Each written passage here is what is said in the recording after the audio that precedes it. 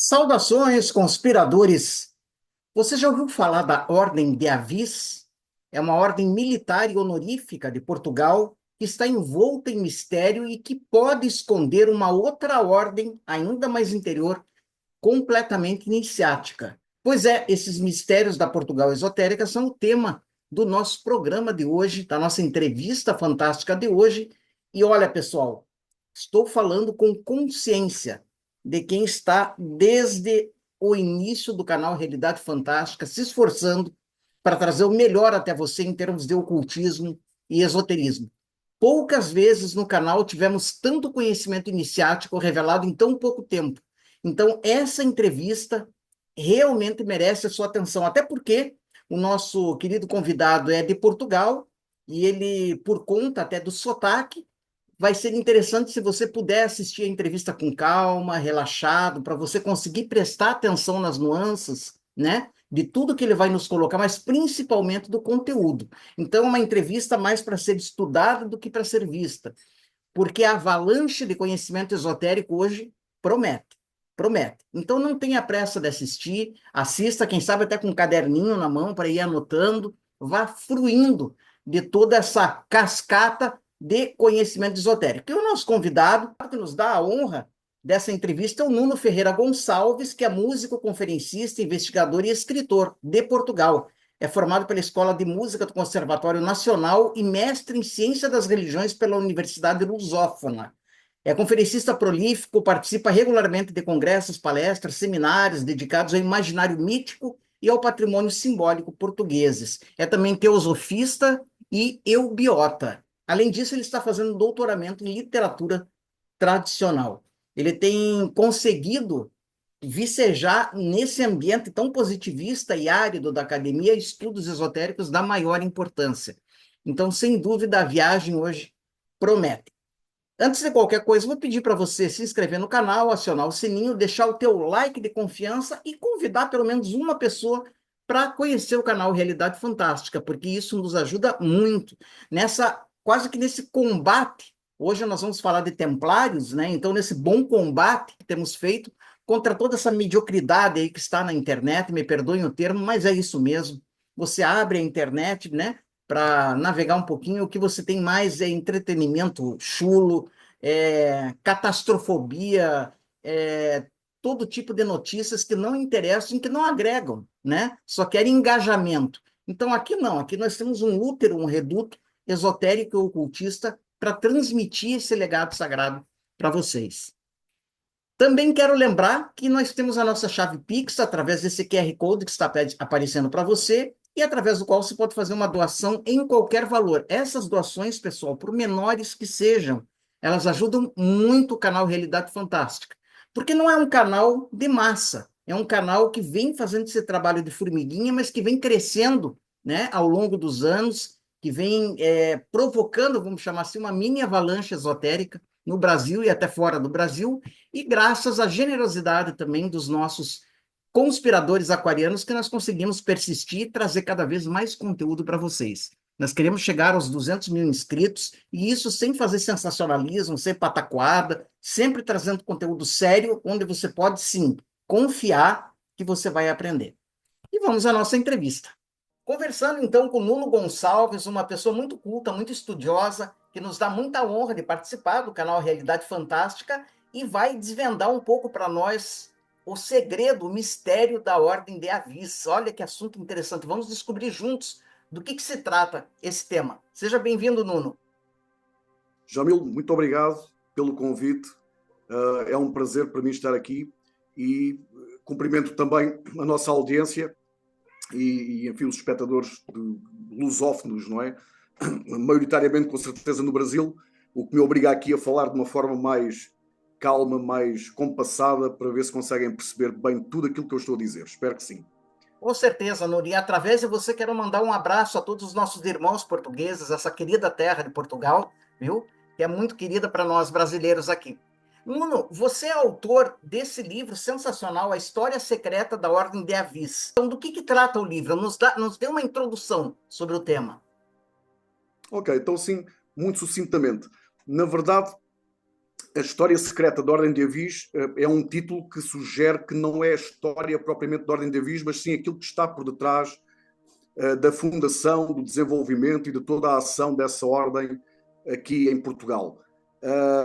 Na verdade, o livro faz um roteiro desde a fundação de uma ordem, que nós com certeza ainda vamos ter aqui a oportunidade de falar, uma ordem secreta que terá estado por trás da Ordem de Avis, da qual a Ordem de Avis foi uma espécie de círculo de resistência, de expressão exterior, de cobertura exterior dessa tal ordem mais secreta de que teremos a oportunidade de falar, e, portanto, impulsionada por essa ordem secreta, então terá tido uma missão específica em Portugal, primeiro fazendo parelha com a Ordem do Templo e depois, mais tarde, com a Ordem de Cristo, que é a ordem que depois da Ordem do Templo ter terminado, ter sido suprimida, foi a ordem que deu continuidade em Portugal aos Templários, a chamada Ordem de Cristo.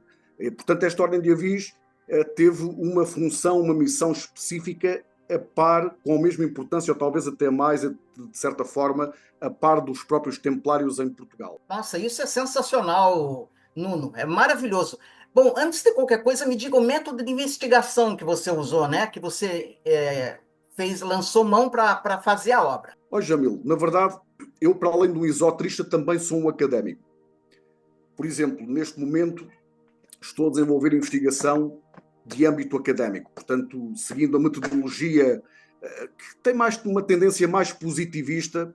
Eu sei que vocês no Brasil não sofrem tanto do positivismo a nível universitário como nós sofremos aqui em Portugal, mas Portugal é um país europeu um pouco conservador ainda, infelizmente, a nível universitário, e, portanto, eu faço um esforço gigantesco para tentar sair dessas cadeias positivistas para conseguir, de facto, dentro do ambiente universitário, levar a bom porto algumas investigações interessantes. Bom, posso lhe dizer que, por exemplo, o meu último livro, intitulado A Tradição do Graal em Portugal, foi desenvolvido em ambiente académico e seguiu, portanto, toda aquela metodologia que, enfim, a academia aceita de certa forma e, portanto, foi dessa forma, dentro desses parâmetros, que a coisa foi desenvolvida. Este livro que nós estamos aqui a falar, meu amigo, A História Secreta da Ordem de Avis, não é um livro académico de forma nenhuma, felizmente. É um livro esotérico e, portanto, a metodologia esotérica não pode nunca ser comparável com uma metodologia académica. Embora por vezes haja pontos de coincidência, pontos que se tocam, o que é muito interessante também isso acontecer, e há que aproveitá-los sempre que é possível. Apesar disso, uma investigação esotérica, de levantamento esotérico, como aquele que eu fiz para escrever História Secreta da Ordem de Avis, é, antes de mais, um trabalho de dedução, de alguma intuição e baseado em materiais que não são estudados propriamente na academia. São materiais iniciáticos, são materiais que são transmitidos por uma cadeia de transmissão, portanto, não é?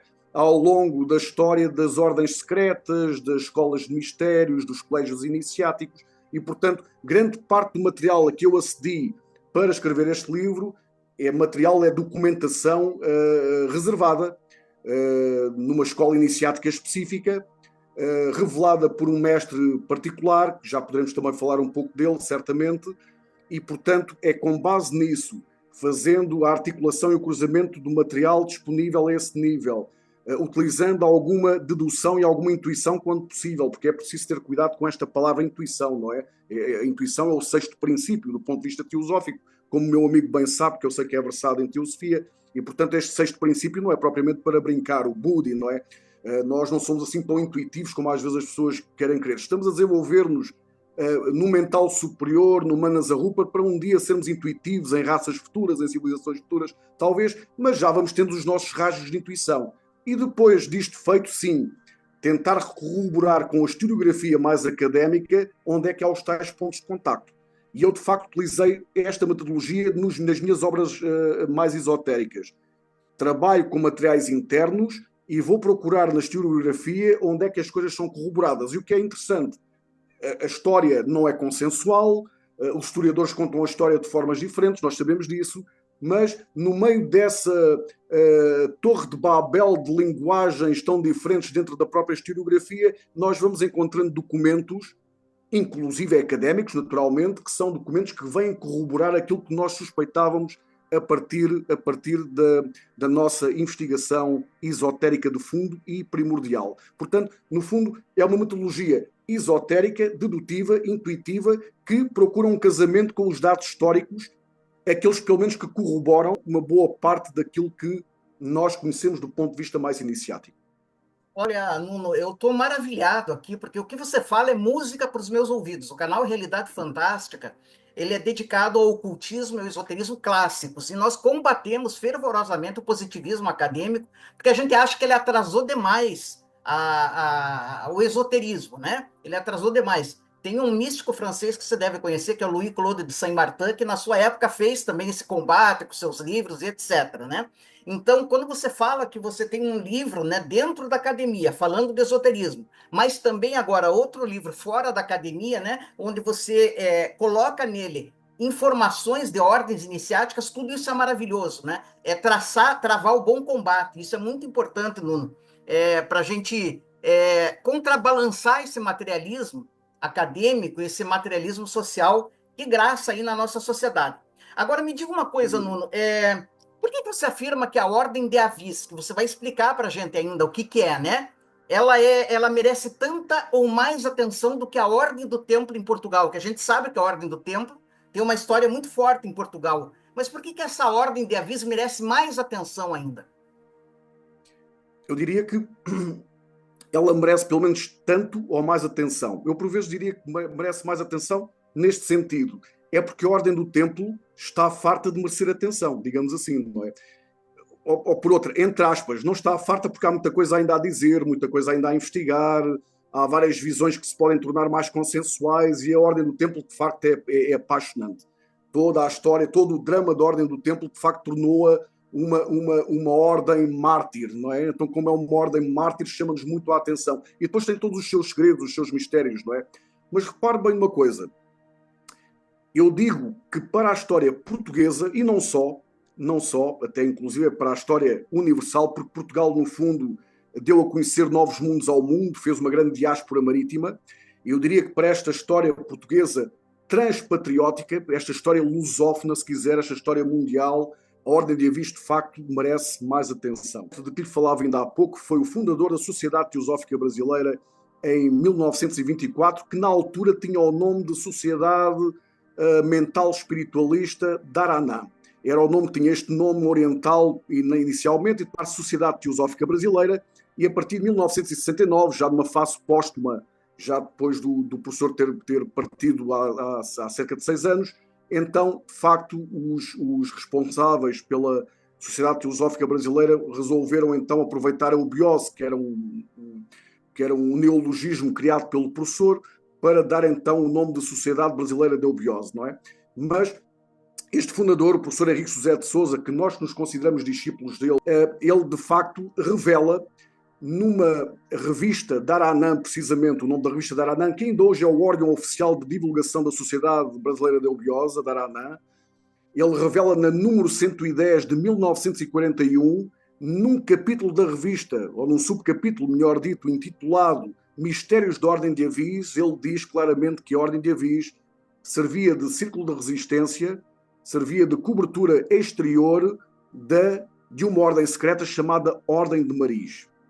Portanto, se esta Ordem de Avis foi, de facto, esta cobertura exterior, esta expressão exotérica de uma verdadeiramente esotérica e secreta que foi a Ordem de Maris, então ela com certeza terá muita importância em tudo aquilo que se passou em Portugal, desde a sua fundação, à sua afirmação geopolítica, ao desenvolvimento da sua cultura, da sua língua e depois mais tarde à própria expansão marítima.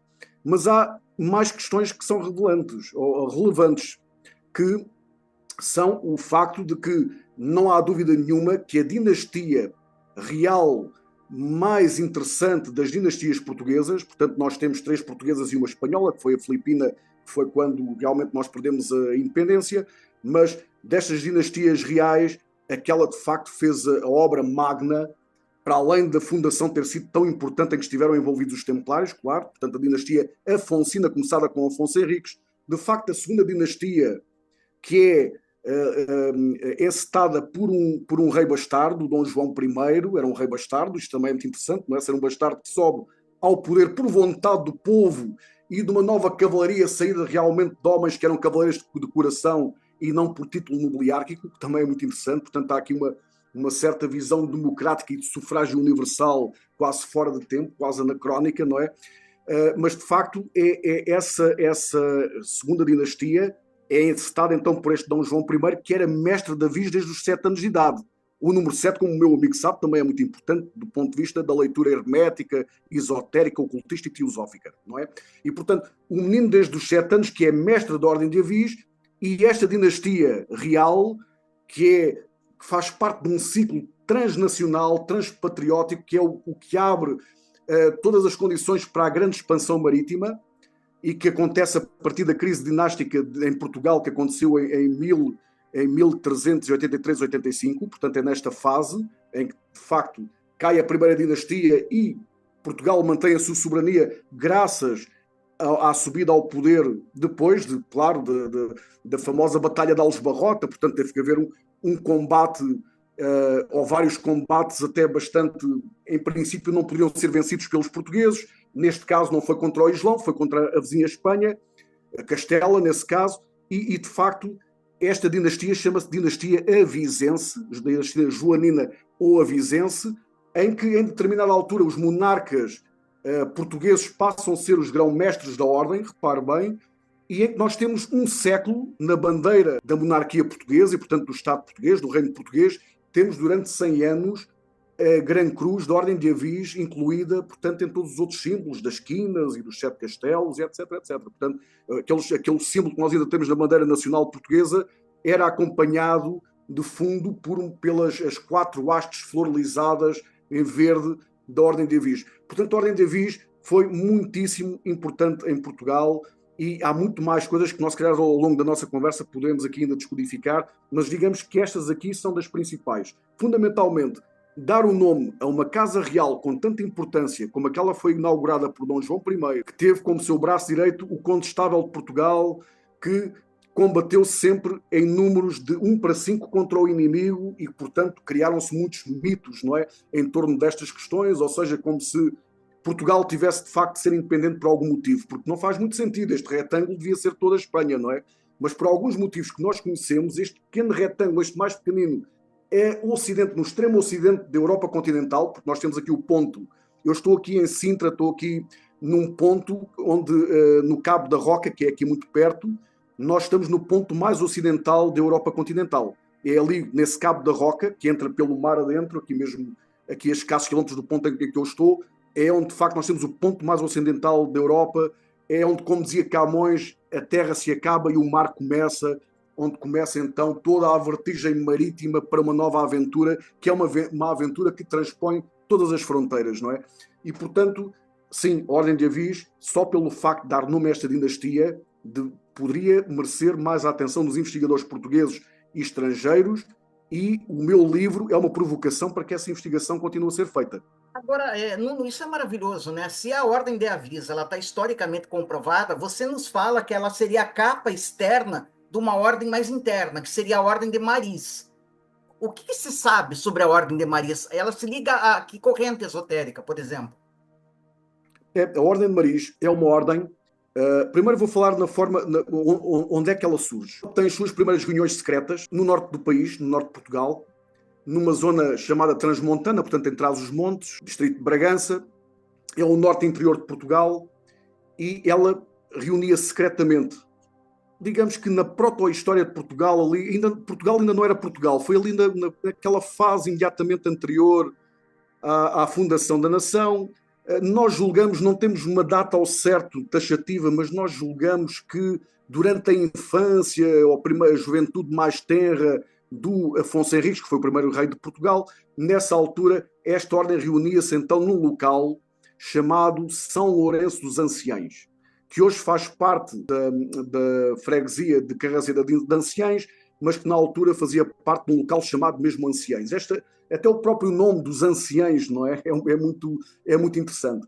E, de facto, reuniam-se num lugarejo onde há umas águas termais, ainda hoje consideradas curativas, onde são realmente dedicados a alguns milagres e a alguma devoção a São Lourenço, e portanto aquela zona chama-se São Lourenço dos Anciães, e eles ter-se-iam reunido aí secretamente nos primórdios. Mas esta Ordem de Maris, mais tarde, vem a estar em Coimbra e vai estar durante vários séculos em Coimbra numa ação mais secular, colocando todos os seus peões no tabuleiro em Portugal. O que eu quero dizer com isto é que entre cavaleiros, alguns monarcas, entre gente de organizações secretas, mas que funcionava na sociedade portuguesa ao longo dos séculos, entre os maiores marujos e almirantes da própria escola de Sagres, que foi impulsionada pelo infante Henrique de Sagres. Bom, toda esta gente, entre reis e rainhas, nobres, alguns nobres,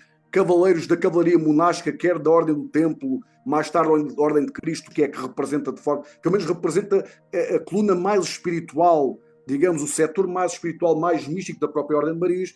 Então, de facto, a Ordem de Maris, através destes agentes na face da Terra, foi operando em segredo. Todo este processo passou pela fundação de Portugal, que teve os Templários no início, a Ordem de Avis veio um bocadinho mais tarde, e todas as outras questões que eu já tinha falado, portanto a questão fronteiriça, de definir as fronteiras, de desenvolver uma cultura e uma língua. A primeira marinha portuguesa ainda é do tempo do rei Dom Dinis, por exemplo, nós estamos a falar de 1270, 1280, entrando depois pelo século XIV, aí é o esboço da marinha portuguesa, para depois mais tarde então a escola de Sagres, já no século XV, começaram então a preparar a expansão marítima. Para perceber, eu estou a falar quase de uma teofania histórica, perdoa-me aqui o palavrão, mas que significa que a história, não só portuguesa, certamente, mas agora estamos a falar aqui neste pequeno retângulozinho em que eu estou e de que sou natural, a história portuguesa fez por via providencial, ou seja, os deuses, se quiser, conspiraram para que aqui se fizesse qualquer coisa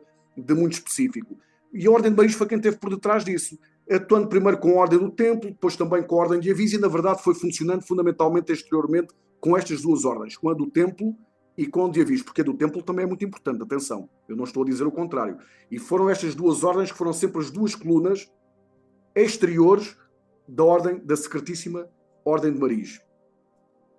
Mas o Jamil também perguntava uma coisa que talvez agora mais à frente me queira desenvolver.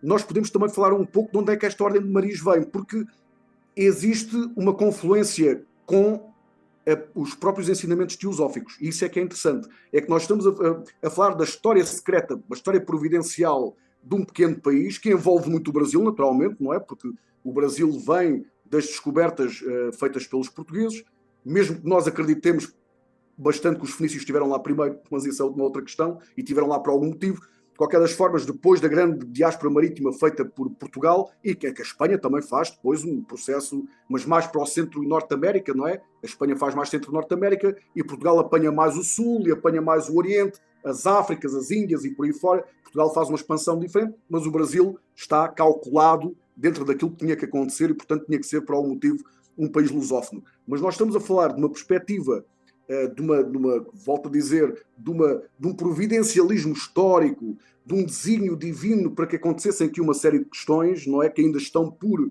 chegar ao seu culminar, que é o desenvolvimento de uma civilização futura mais justa e fraternal, em que o Brasil, segundo nós sabemos, tem muita importância e tem uma palavra a dizer no futuro, mas estamos a falar disso, e neste livro, sempre sob uma visão, uma perspectiva teosófica, designadamente a chamada teosofia eubiótica do professor Henrique José de Sousa, porque ele é que divulgou a Ordem de Maris.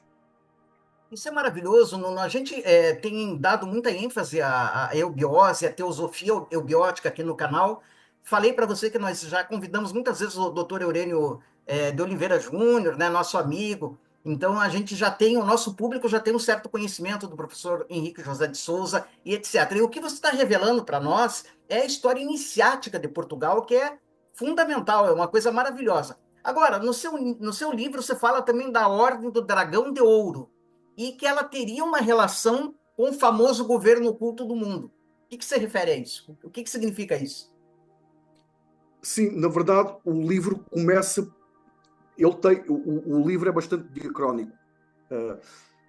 Vai etapa a etapa. Agora repare uma coisa, deve ter reparado que é no início do livro que trata logo da Irmandade Invisível, não é? Quer do governo oculto do mundo em si, quer inclusive daquilo a que nós conhecemos no âmbito teosófico, na terminologia teosófica, como grande fraternidade branca ou grande loja branca, não é? Porque nada disto está desligado. Ou seja, então vamos recuar bem lá para trás, porque assim o Jamil está-me a dar a oportunidade de eu falar na história secreta, de facto, da Ordem de Avis. De onde é que tudo isto vem? Porque nós, em esoterismo, estamos habituados a perceber que as coisas vêm do mais amplo para o pormenorizado, não é? Vêm daquilo que é mais universal para depois se pormenorizarem. Vêm dos seus mais puros arquétipos para as suas objetivações. Vêm de uma unidade primordial e absoluta para a diversidade, para a dualidade, e, enfim, vem, na verdade, de uma realidade absoluta que é igual a si mesma, que é a imortalidade e a eternidade, para depois para uma realidade relativa que é aquela em que nós estamos aqui, não é? E o meu amigo conhece esta história. O governo oculto do mundo não era oculto nos tempos medianos da Lemúria. Vamos aqui às tabelas monumentais, às datações, enfim, vertiginosas da nossa querida Madame Blavatsky, que nos diz, então, em meados da raça lemuriana, os hermafroditas lemurianos, enfim, separaram-se em dois sexos e, portanto, até há uma primeira fase crítica em que nós temos os amanasas, que eram indivíduos que já se tinham separado sexualmente, mas que o princípio mental e de consciência não se tinha desenvolvido para acompanhar aquele processo. Portanto, sabemos muito bem o que é que a doutrina secreta nos ensina, e é uma obra monumental, nos ensina toda esta antropogénese ímpar. Bom, o que é certo é que nessa fase crítica em que é preciso ter uma humanidade propriamente dita, separada em sexos e com um princípio de consciência e um princípio mental em pleno desenvolvimento, é que então um ser chamado Sanat Kumara, que já estava em ação na Terra nessa altura, apela aos seus irmãos, designados Kumaras, os senhores de Vênus, não é? Isto também tem o que se lhe diga e tal, para que eles venham auxiliar neste processo. E é nesse momento, precisamente, que se forja o governo espiritual da Terra, que na altura não era oculto, estava à vista de toda a gente, estava na face da Terra, não é? E digamos que nós temos aí um primeiro esboço de uma primeira ordem desta hierarquia.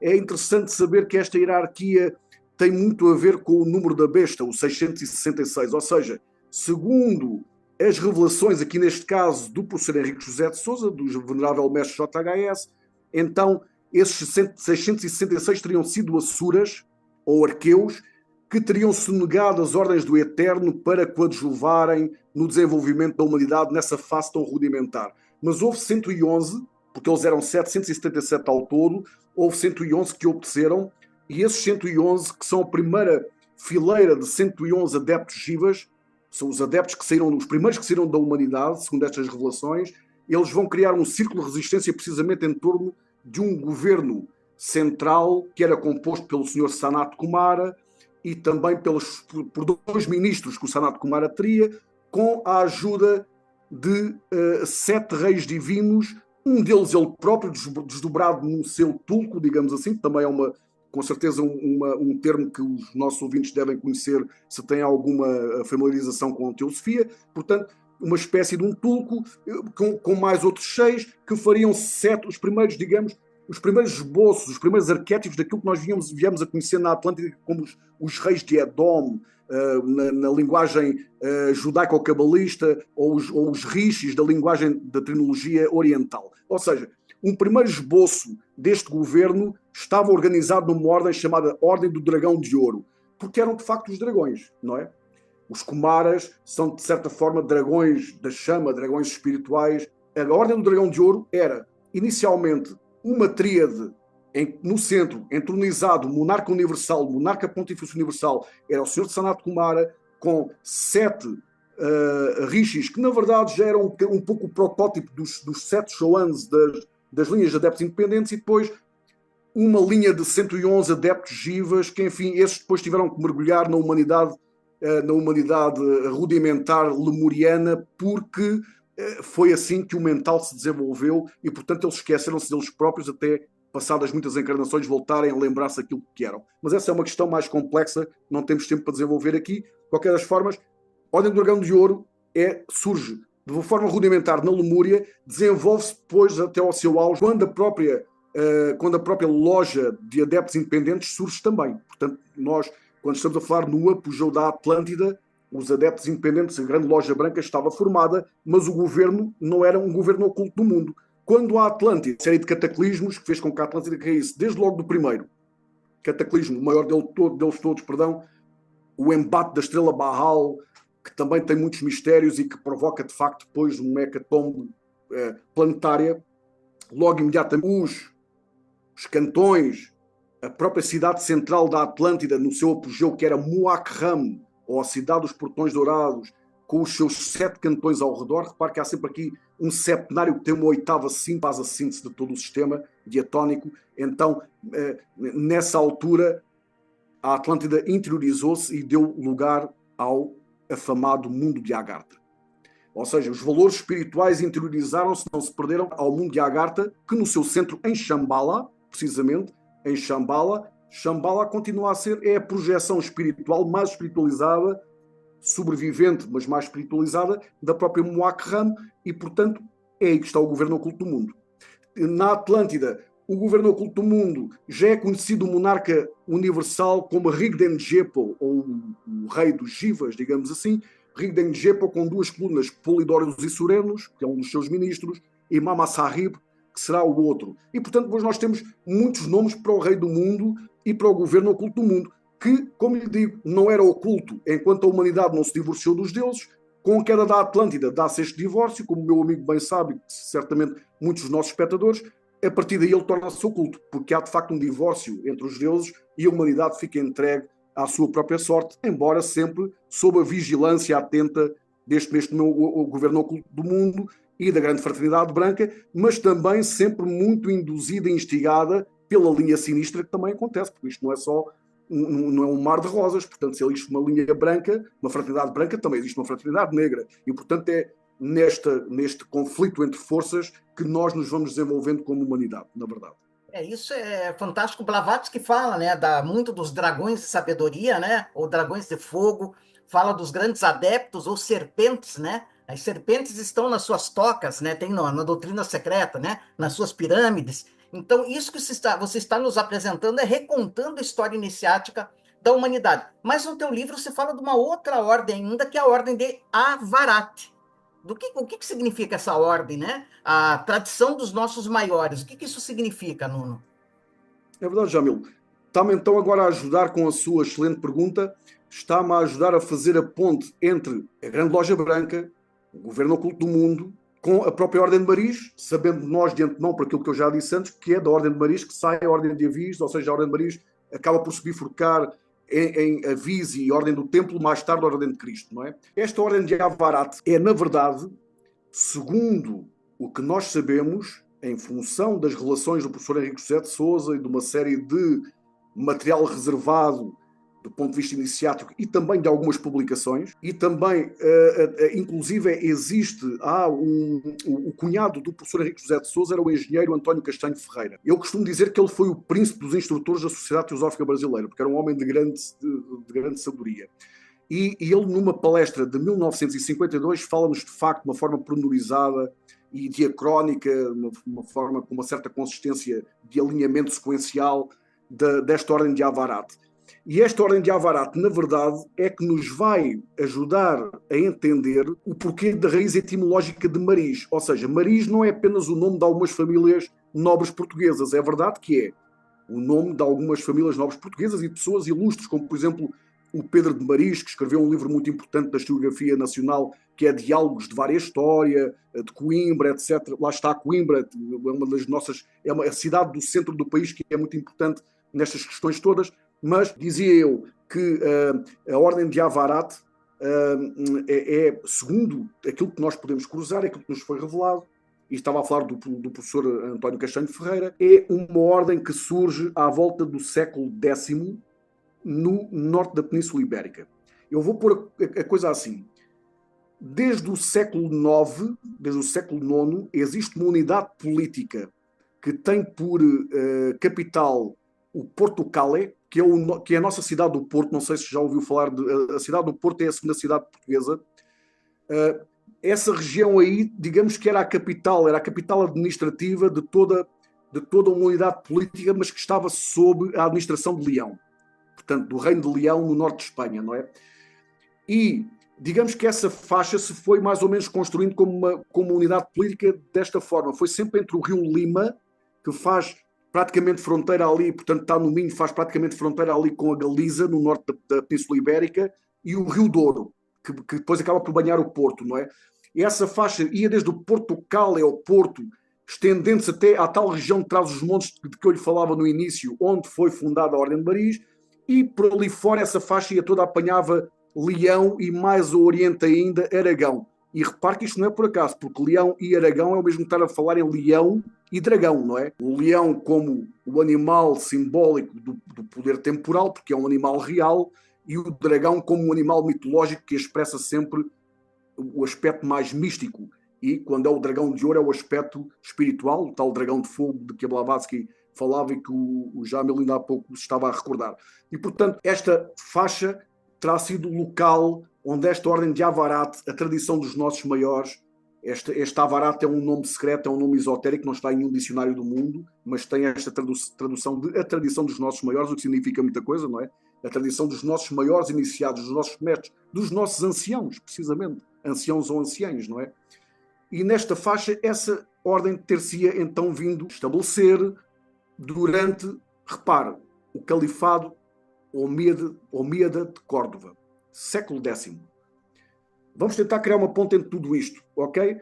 Eu dizia, etimologia secreta esotérica de Maris, não só pelas famílias, mas porque nos dizia o professor. Maris vem de Moriá, repare, nós conhecemos uma líder de adeptos independentes chamada Moriá, muito importante, Moriá, portanto, Moriá, liderada pelo Xuan Moriá Rajput, ou Cavaleiro de Rajput, Moriá, Mauros, Mouros.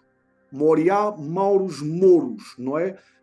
Mas também, interessante, também com Maria, mãe, etc. Já lá iremos. Mar, inclusive, Maria, mar. Bem, o mar, de facto, espelha as águas celestes, são as águas da Mãe Divina. Nós estamos a falar aqui um pouco também do eterno feminino, não é? O grande poder da Mãe geradora, a grande Shakti, não é? Vamos pôr a coisa assim. Bom, o que é que acontece, Jamil? Como é que nós podemos ligar isto tudo? Repare, nós estamos numa altura em que o califado Omíada de Córdoba, em pleno século X, é um farol de sabedoria para toda a Europa, tal como foi na Antiguidade Clássica Alexandria. No mundo da Antiguidade Clássica, o farol de grande sabedoria era não só o farol físico de Alexandria, mas o farol de luz do conhecimento, não é? Inclusive é o conhecimento hermético. Ora, este califado Omíada de Córdoba é em Espanha, este califado, durante o seu domínio da Península Ibérica, era de facto a luz da Europa. A Europa medieval estava muito atrás do pensamento islâmico daquela altura. E, portanto, estava ali... Aliás, o Graal foi revelado aos templários por esta gente. E eu sempre defendi isso. Agora, repare, os mouros. Maris, Mauros, Mouros. Os mouros, que é o nome genérico, referem-se a todos os povos, os árabes, os povos islâmicos, na verdade. Os árabes, os sarracenos, por aí fora. Os berberes, etc, etc, etc. Não importa. Agora repare, é nessa altura que os mouros ou moriás, embora nós saibamos que o Chouan Moria Rajput é natural da Índia, mas tem uma ligação com estes mistérios do Islão, do chamado Islão iniciático. Não o Islão convencional, não o Islão da religião convencional em si, e muito menos aquilo que nós conhecemos hoje, porque o Islão não foi sempre aquilo que é hoje. Hoje nós temos o Islão dividido entre o radicalismo e o moderado. Enfim, o Islão hoje é aquilo que é. Não estou a falar disso. Estou a falar dos xiitas, da minoria xiita, onde nós temos de facto os xiitas e ismaelitas, que têm uma vertente mais esotérica, uma ordem que significa a ordem dos guardiães. Assassin vem de As, guardiães, então, os guardiães do Graal, na verdade. E depois isto, enfim, não vem aqui em desprimor de uma outra ordem muito importante, que é uma ordem que ainda hoje existe, é uma tradição que ainda hoje está viva, que são os sufis, o sufismo, não é? E, portanto, é nessa altura do Islão Iniciático que estes mouros ou mórias vão regimentar um determinado grêmio de adeptos para se instalarem no norte da Península Ibérica. Portanto, o que eu estou a dizer é que a Ordem de Avarate é uma ordem com adeptos que eram liderados pelos próprios Mórias ou Cabaiú, que essa linha também se chama Cabaiú, a linha Mória ou Cabaiú, naquela altura. Portanto, a ordem mantém a tradição das serpentes. Repare, não sei se o Jamil sabe, mas Portugal era esta. Portugal, não só Portugal, a faixa mais ocidental da Península Ibérica, chegando inclusive lá acima à Galiza, toda esta faixa ocidental era conhecida pelos gregos antigos como Ofiuça, era a terra das serpentes, não é? Portanto, não só é a tradição dos nossos maiores, porque eram adeptos que conheciam os mistérios do Finisterre do continente europeu, a tal terra onde que acaba para o mar começar, que convida à grande aventura, à grande diáspora, foi tentada por vários povos, que foi realizada até de certa forma pelos fenícios, pelos gregos, pelos cartagineses. Nós temos Lisboa como Ulícipa, porque foi Ulisses que deu nome a Lisboa. Lisboa era Liciapa no início, depois Ulícipa, Liciapa, Lícipa, Lisboa, que não deixa de ser também a Boa Lis, ou Lisboa, a Boa Flor de Lis, também, repare. Portanto, há aqui uma série de trocadilhos que nós podemos fazer com a língua portuguesa e que são de uma riqueza enorme, mas tudo para dizer que a linha de adeptos independentes, repito, Moriá, que hoje nós conhecemos por ser liderada pelo Moria Rasputin, ou pelo menos assim foi na altura da fundação da Sociedade Teosófica pela Blavatsky e os seus pares, essa linha regimentou, porque é muito antiga, elas vêm desde a Atlântida, regimentou um grupo de adeptos para trabalharem no norte da Península Ibérica e depois ainda mais ao ocidente, fechando o círculo ali para que Portugal se desenvolvesse através da Ordem de Maris. Então, da Ordem de Avarate sai a Ordem de Maris dentro destas condições que eu acabo de explicar. Olha, eu estou sem palavras aqui, Nuno. E, inclusive, de volta à Ordem de Avis, que vestígios, né, você encontrou na tua pesquisa que corrobore a interação dela com a Ordem de Maris? Você encontrou vestígios? Sim, lá está, tal como eu dizia ainda há pouco, nós depois de fazermos um desenvolvimento, nós trabalharmos, fazermos um trabalho de campo, batermos terreno, vermos os documentos mais secretos, depois temos que ir à historiografia e perceber onde é que, do ponto de vista objetivo, estas coisas têm o seu eco, não é? Onde é que elas realmente vão reverberar, vamos pôr a coisa assim. A verdade, olha, desde logo, falava-lhe ainda há pouco, se não estou em erro, que a Ordem de Maris esteve sediada secularmente durante séculos em Coimbra. O que não é por acaso, porque as cortes de Coimbra em Portugal, durante as várias dinastias, foram muito importantes. Foram importantes do ponto de vista da sede da monarquia. Coimbra foi muito importante. Depois não nos podemos esquecer que é em Coimbra que nós temos a universidade. Portanto, Coimbra tem também uma tradição universitária muito forte, etc. Portanto, o conhecimento concreto e o conhecimento hermético andam aqui mais ou menos de mãos dadas ali a partir do coração de Portugal. Ora, a Ordem de Maris então operou ali, segundo nós sabemos. Operou ali, depois de ter sido fundada lá em cima, em São Lourenço dos Anciães, desce até ao centro do país, e é a partir dali do centro, do coração, que vai, enfim, elaborar secretamente nos bastidores da história portuguesa, vai elaborar uma série de eventos importantíssimos, não é? E o que é mais engraçado é que, de repente, quando nós estamos a investigar, muito bem, então nós sabemos estas coisas, agora vamos lá aqui para o campo da historiografia, vamos entrar aqui então no plano académico para ver o que é que nós retiramos dali. E acontece uma coisa extraordinária desde logo, no início, quando nós começamos a estudar a Ordem de Avis do ponto de vista histórico. A verdade é que não existe muita coisa que se saiba a não ser uma fase mais tardia. Portanto, há muito mistério, que também é interessante, e há muitos mitos envolvidos na fundação da Ordem de Maris e no seu início. Mas é curioso isto que lhe vou dizer agora, Jamil, mas mesmo muito curioso. De repente nós damos com um documento, ou vários documentos, que afirmam o seguinte.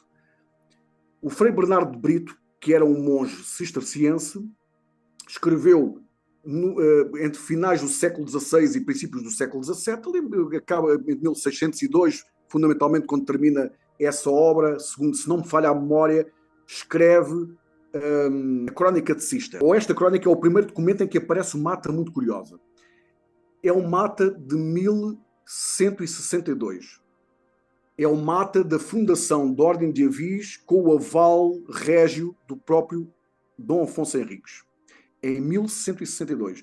Mas mais, o que se diz é que essa ata de fundação oficial, régia, selada pelo rei em 1162, já era uma ata e era a fundação de uma ordem de cavaleiros, uma ordem de uma elite cavaleiresca, que se teria formado à volta de 1147, estamos a falar de alguns anos antes, na cidade de Coimbra. Ou seja, o primeiro rei de Portugal é indigitado, é consagrado como Rex, como rei, de facto, e assim é reconhecido em 1143, que é a data que nós consideramos que é a data da fundação de Portugal. 1143. 4 anos depois, com uma grande ajuda dos Templários, sempre com os Templários por perto. Aliás, o Dom Afonso Henriques dizia-se irmão dos Templários. Eu, na vossa fraternidade, sou irmão. Diz ele, de facto, na carta de doação de Sor, que foi uma das comendas importantes, das primeiras comendas templárias em Portugal. Ele faz a doação dessas terras e dessa comenda aos Templários e despede-se deles dizendo: eu, na vossa fraternidade, na vossa irmandade, sou como um irmão. Uma coisa assim, não são propriamente estas palavras, não me lembro agora, mas ele considera-se quase como se fosse um irmão templário. Coisa que não podia ser, mas é como quem diz, nós estamos alinhadíssimos. Portanto, eu sou o rei, vocês são uma ordem de cavalaria que me tem apoiado, sou uma cavalaria de elite. Aliás, um dos primeiros grão-mestres da Ordem do Templo em Portugal foi o Dom Gualdim Pais, foi importantíssimo para todo aquele processo de fundação e de afirmação de Portugal no início, na verdade, do reino de Portugal no início.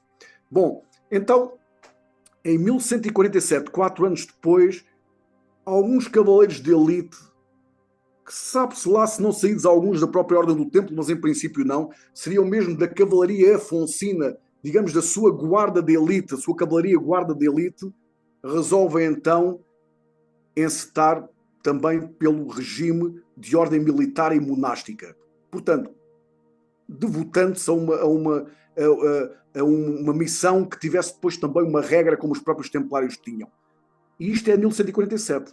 Os historiadores não conseguem encontrar consenso nisto. Ou seja, na verdade, a maioria dos historiadores, na verdade, dizem que o Frei Bernardo de Brito, na Crónica de Cister, quando vem divulgar esta ata, está a inventar uma coisa só para dizer que a Ordem de Avis é genuinamente portuguesa. Porquê? Porque alguns historiadores pensam que a Ordem de Avis deveu sempre obediência a uma ordem espanhola chamada Ordem de Calatrava e que seria, na verdade, fundada a partir dessa ordem espanhola. E, portanto, estes historiadores dizem, não, o Frei Bernardo de Brito, para legitimar a portuguesia da Ordem de Avis, a nacionalidade portuguesa da Ordem de Avis, vai dizer, não, esta ordem começou nos seus primórdios com cavaleiros de elite em torno do rei de Portugal, do primeiro rei de Portugal, há 4 anos, portanto, do rei Dom Afonso Henriques, e que, portanto, depois, finalmente, em 1162, eles tiveram condições, já tinham um corpo organizado, para serem oficialmente reconhecidos e passarem a ser, então, uma ordem que ainda não se chamava Ordem de Avis na altura. Repare que isto é muito interessante. É em Coimbra. Porquê em Coimbra? Os historiadores podem dizer que isto não é verdade, mas para mim não há fumo sem fogo, não é? Como costuma dizer. Não é? Eu desconfio. É bem natural que em Coimbra, ao redor do primeiro rei de Portugal, se tivesse organizado, de facto, impulsionados pela Ordem de Maris, uma ordem de cavalaria que viria a dar mais tarde origem à Ordem de Avis. Para não roubar muito mais tempo aos nossos queridos ouvintes, nem também esgotar a sua paciência, meu querido Jamil, deixe-me só dizer o seguinte. Em 1162, então, nós temos a oficialização desta ordem que viria a ser a Ordem de Avis, que ainda não era uma ordem proto-avisense, vamos pôr a coisa assim. Em 1166, quando Geraldo conquista uma cidade importante do Alentejo aqui em Portugal, com muita cultura, muitos monumentos, com uma grande história, e estes cavaleiros passam a chamar-se os Freires de Évora, que habitavam um local que ainda hoje é perfeitamente conhecido e com esse nome chamado a Freiria de Évora, onde estes monges cavaleiros estiveram até ao século XIII, à altura em que depois ali em 1200 e picos foram então para Avis, passando a chamar-se então a Ordem de São Bento de Avis, porque a regra era a regra beneditina. Muito rapidamente, Se nós formos olhar, Jamil, para algumas curiosidades da Ordem de Aviso, eu posso contar aqui duas ou três. Olha, repare, a Ordem, hierarquia piramidal, uma tríade, tal como o próprio governo oculto do mundo, repare. E a tríade é constituída sempre por um ser central, um chefe, que é o mestre, o grão-mestre da Ordem, e depois tem, tal como acontece nas ordens iniciáticas, um aspecto temporal e um aspecto místico, ou mais religioso ou espiritual. Portanto, uma representação do poder temporal e uma representação da autoridade espiritual. E repare que isso acontece na Ordem de Avis. Tem, de facto, o Comendador-Mor, portanto, é o grão-mestre no centro do triângulo, na cúspide do triângulo. Depois, para o poder temporal, tem o Comendador-Mor, e para a autoridade espiritual, tem o Prior-Mor. Mas mais do que isto, o Conselho Superior da Ordem de Aviso era constituída por 13 membros. Eles é que decidiam quando, de facto, um grão-mestre chegava ao fim das suas funções, qual é que seria, de facto, o próximo. Eles votavam no grão-mestre que iria, então, ser indigitado. Eles é que faziam essa investidura para um novo grão-mestre. O número 13 não lhe diz nada, claro que diz. O número 13 faz-nos sempre lembrar muitas coisas. Por exemplo, do ponto de vista mais esotérico, faz-nos lembrar os 12 sacerdotes e sacerdotisas que rodeavam Akhenaton e Nefertiti no Antigo Egito, e que era conhecida essa ordem por ordem da Ara Real. Nefertiti e Akhenaton como um só era o 13º elemento para 12 que os rodeavam, não é verdade? O próprio Cristo teve 12 apóstolos, não é? Os 12 apóstolos para o 13º, que é o Cristo. Diz a tradição, ainda antes disso, nós podemos falar também aqui do rei Artur.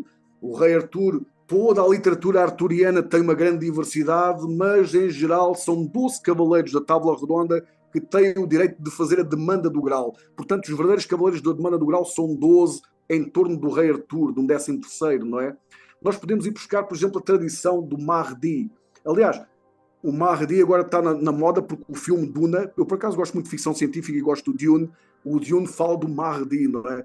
O Mahdi, na verdade, é um 12º imã oculto dos xiitas ismaelitas, que é o chamado Velho da Montanha, o cavaleiro, ou o chefe dos cavaleiros do deserto, dos irmãos de pureza, etc. Este Mahdi, de facto, é um 12º oculto que, entretanto, já é 13º porque está lá numa ilha de Nhures, à espera de que o mundo se torne mais justo para ele voltar e implementar então a fraternidade universal. Portanto, eles têm esta crença, não é?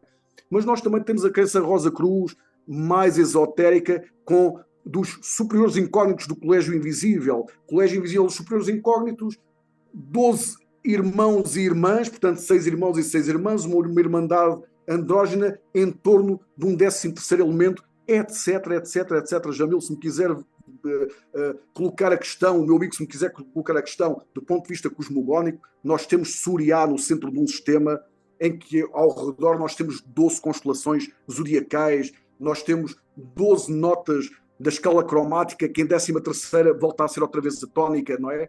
Que no sistema diatónico é a oitava.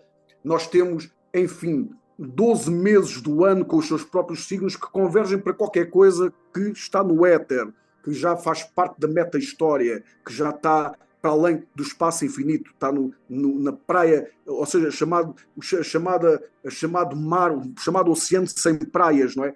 Etc, etc, etc. Portanto, uma tríade, um chefe com 2 colunas, 2 ministros, um temporal e um espiritual, exatamente como as ordens iniciáticas de fundo, um conselho de 13 e depois coisas curiosas mesmo para terminar esta questão. Eu, quando vou a Jurumanha, que foi uma das comendas mais interessantes da Ordem de Avis, encontrei aquilo completamente em ruínas. Jurumanha é uma terra no Alentejo Profundo, no sul de Portugal, no Alentejo Profundo, que faz fronteira com a Espanha e que só tem o rio Guadiana a separar. Espanha de Portugal pelo rio do Guadiana. Felizmente, a Câmara do Alendroal, que é uma terra ali próxima que tem, de facto, a administração daquela zona, resolveu fazer em boa hora a restauração do local. Eu ainda não fui lá, mas na altura em que eu fiz a pesquisa para a Ordem Secreta da Ordem de Avis, para este livro, aquilo estava em ruínas.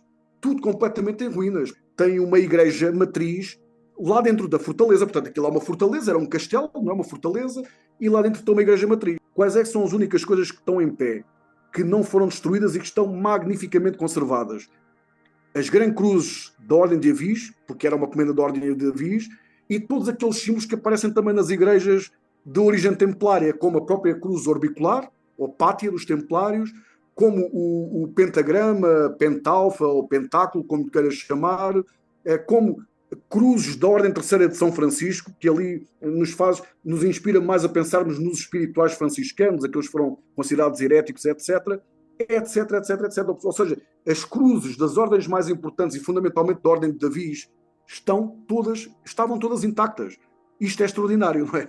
Uma coisa, quer dizer, está tudo caído. E os pontos onde estão as cruzes, os grandes símbolos, não é? Que simbolizam a ordem, tudo completamente intacto. É fabuloso. Olha, Nuno, isso eu nem tenho palavras para essa avalanche de conhecimento que você está nos proporcionando. Mas para encerrar, eu não podia deixar de perguntar, porque é interesse do Brasil, né? Nós brasileiros aqui.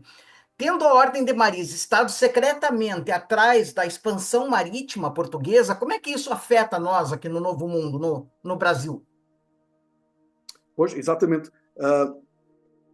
Nós temos aqui um contrassenso que por vezes é difícil de trabalhar, que a Ordem de Avis, na verdade, foi-se situando mais no interior do país. E, portanto, dá a ideia que ela se afastou do mar. Mas isso não é bem assim. Porque os monarcas avizenses é que estiveram por detrás da expansão marítima, não é? E o que aconteceu foi que, como eu dizia há pouco, a Ordem de Maris tem a sua bifurcação, tal como a própria Ordem de Avis tem a si própria, e os próprios templários também tinham, e qualquer organização tem, no modelo da Ordem do Dragão de Ouro e daquilo que viria a ser mais tarde a Ordem do Santo Grau, que ficará para uma outra entrevista se algum dia o Jamil quiser falar nisso. A verdade é que a Ordem de Maris então tinha como coluna, ou como, sim, como representação, vamos pôr mesmo como coluna, mais mística, mais sacerdotal, mais espiritual a própria Ordem de Avis, e portanto interiorizou-se, foi mais para o centro, foi mais para o interior do país, e deixou a grande realização secular, mais marcial, mais política, mais objetiva, mais temporal, a cargo da Ordem de Cristo, que a partir de 1319 deu continuação à Ordem do Templo, depois da Ordem do Templo ter sido suprimida pelo Papa Clemente V, não é? Com aquele conluio do rei de França, Filipe o Belo, etc., essa história que todos nós conhecemos. Ou seja, em Portugal a Ordem do Templo continuou, na verdade, através da Ordem de Cristo. E se reparar, as caravelas e as naus portuguesas que fazem grande expansão marítima, quer para o Oriente, quer inclusive depois com Cabral para o Brasil, e alguns ainda antes do Cabral, que foram, enfim, tatear, antes do Cabral se mandar, de facto, ao Brasil em 1500, houve alguns outros almirantes e marinheiros que andaram a tatear os caminhos, mas vamos colocar que o Cabral, de facto, é quem realiza essa grande, eu não diria a descoberta do Brasil, porque o Brasil não foi propriamente descoberto, o Brasil tinha uma civilização Guarani-Tupi muito evoluída, e, portanto, isto até me faz lembrar aquela história do Caramuru e da Catarina Paraguaçu. O Caramuru era um marinheiro português que veio a casar com uma índia muitíssimo culta, daquela cultura, daquelas tribos de grande conhecimento xamânico, etc., que havia no Brasil, e a Catarina, que tem este nome dado pela corte portuguesa, é recebida de braços abertos em Portugal. Uma Índia, Tupi. Quer dizer, isto é maravilhoso, não é? Então nós temos aqui uma fusão interracial entre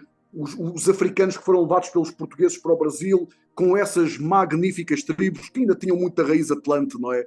Esses guaranis, esses tupis, essas tribos brasileiras muito, e outras que de facto tinham sangue atlante, ainda tinham uma grande herança atlante, e portanto este sangue ibérico vai-se misturar, vai-se miscigenar, e isto não é por acaso. Ora, a Ordem de Avis mais interiorizada, mais espiritual, dando nome à Casa Real que faz a grande expansão marítima, depois deixa que seja a Ordem de Cristo a levar cruz nas velas das caravelas e das naus, fazendo então toda essa expansão marítima, mas a Ordem de Avis, claro que esteve sempre por detrás.